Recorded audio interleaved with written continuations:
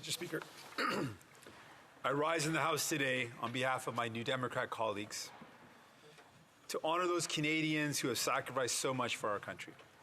On November 11th, we honor those who have given so much and dedicated their lives in the service of Canadians. We make our promise to never forget those who have lost their lives in the line of duty. And we pay our respects to those who protect our freedoms and our rights by continuing to serve in war and in peace. On November 8th, we remember Indigenous veterans whose history is often forgotten or suppressed. Indigenous veterans sacrificed not only their lives, but also their status and rights if they returned home. Their stories, courage, and experience must be remembered too. The poppies that we wear every year are a reminder not just about the sacrifices that generations before ours have made, but also a reminder about those Canadians who have recently returned from war and those that are currently serving. We remember those veterans who served in the Great War and in World War II, who built the Canada we live in today. We also remember those Canadians who served in Afghanistan, the Persian Gulf, and in peacekeeping missions across the globe. Les anciens combattants du temps de... Veterans from war times served in these missions and many others have the right to our highest respect as well and our greatest gratitude. We must continue to support these veterans who still need help today. From duty, many veterans continue to serve their communities. The skills and expertise learned from military service are brought into other aspects of life. Veterans continue to serve in the public sector, whether they be in uniformed services or other trades and services. Indeed, service to the public does not end when the military service ends.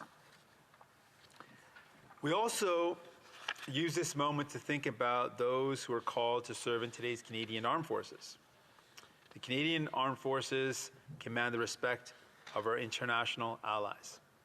Though small in number, members of Canadian Armed Forces are among the best trained in the world and continue to accomplish feats that many others in the world cannot.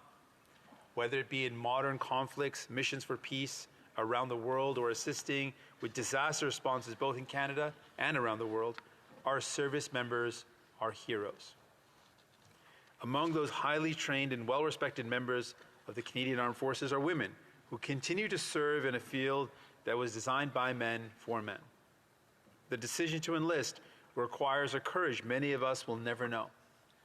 And it's a courage that is often too often overlooked. Women who serve are not invisible.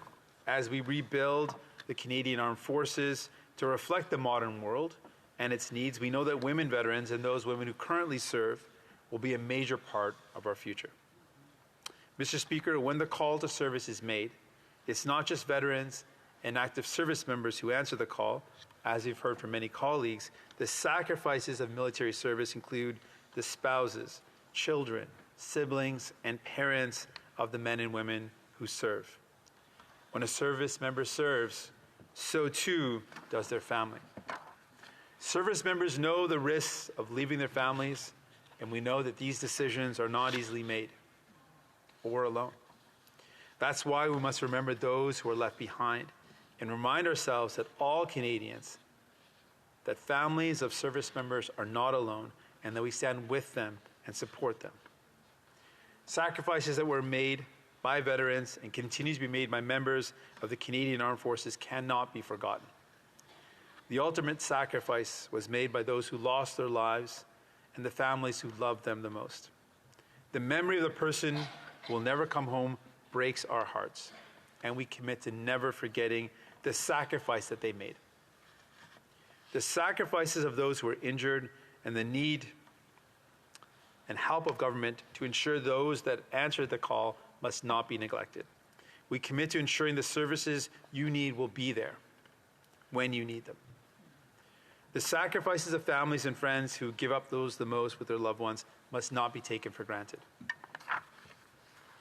The lives we enjoy would not be possible if not for the moments you've given up. and for that we express our deepest gratitude. This Remembrance Day, we ask all Canadians to take a moment from their lives to reflect on the sacrifices that have been made by their fellow citizens who volunteered themselves in service of something bigger than themselves. They answered a call so few of us have not. We thank all members of the Canadian Armed Forces, past and present, and call on Canadians to learn and understand so that their work and service is never forgotten. Thank you.